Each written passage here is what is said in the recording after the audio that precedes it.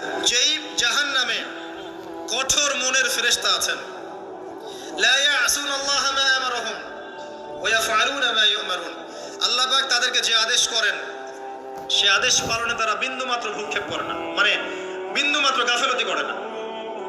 আল্লাহ পাক ভয় দেখাচ্ছেন জাহান্নামে এমন ফেরেশতা আছেন আল্লাহ যা আদেশ করবেন তাই করবে। এই জাহান্নাম থেকে নিজে বাঁচো, পরিবার বর্গকে বাঁচাও। নিজে বাঁচবো কিভাবে আমি বলে দিয়েছি কিভাবে। আপনি জ্ঞান অর্জন করবেন, আমল করবেন, হালাল খাবেন, তাওহীদে থাকবেন, সুন্নতে থাকবেন, ইনশাআল্লাহ বেঁচে যাবেন।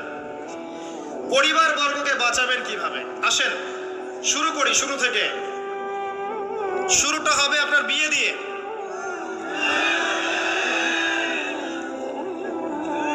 এত এক্সাইটেড হওয়ার কিছু নাই, কারণ এটা এমন একটা বিষয় যেটা করেন নাই বলে এক্সাইটমেন্ট বাড়ছে, করার পরে পস্তাতেও পারেন। এটা এমনই দিল্লি কা লাড্ডু, যে খাবে সেও পস্তাবে, যে খাবে না সে বেচারাও পস্তাবে। তবে আপনারা খেয়ে পস্তান, আলহামদুলিল্লাহ। এমন ভাবে শুরু করেন না পরিবারটা যে আপনি একজন তরুণী, আপনি একজন তরুণ বিয়ে করছেন, বিয়ের সময়ে দিনদারিতা বাদ দিয়ে অন্য কিছু দেখতে যায় না।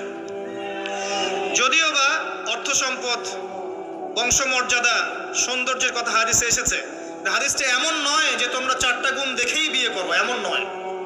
হাদিসটা এমন নয়, অনুবাদটা অনেকেই ভুল করে, অনেকেই ভুল করে। হাদিসে বলা হয়নি কখনো 4টা গুণ দেখেই বিয়ে করো, এটা নয়। বরং বলা হয়েছে 4টা গুণ দেখে বিয়ে করা হয়। কথা কি বুঝতে পারছেন? কেউ এটা দেখে, কেউ এটা দেখে। তোমরা দিনদারিতা দেখো, না হলে তোমাদের হাত ধুলোয় ধূসরিত হবে। হাদিসটা এমন। এক্ষেত্রে কি আমরা বলবো, প্রথমত বিয়েটাকে সহজ করে দেন। বিয়েটাকে সহজ না করলে সমাজে জেনা বাড়তে থাকবে,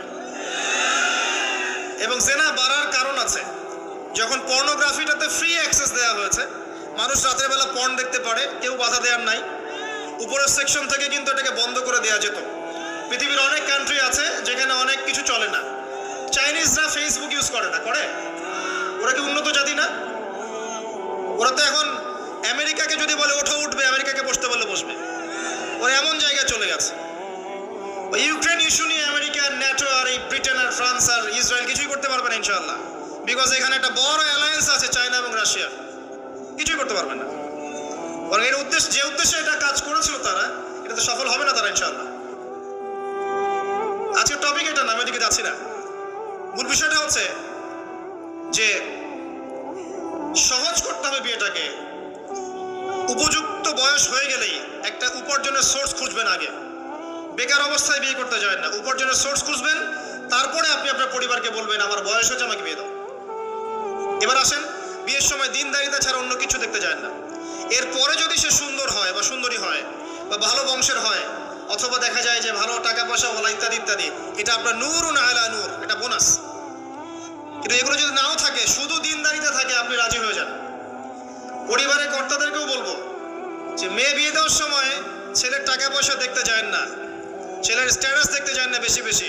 পরে দেখবেন এই মেয়ে ওর ঘরে গিয়ে পস্তাচ্ছে। আর ছেলের পিতাদেরকেও বলবো, ছেলেকে যখন বিয়ে দিবেন, একটা মেয়েকে কিনে নিব আর সাথে কিছু যৌতুকের টাকাও নিব, এই টেন্ডেন্সি নিয়ে বিয়ে করতে যায় না।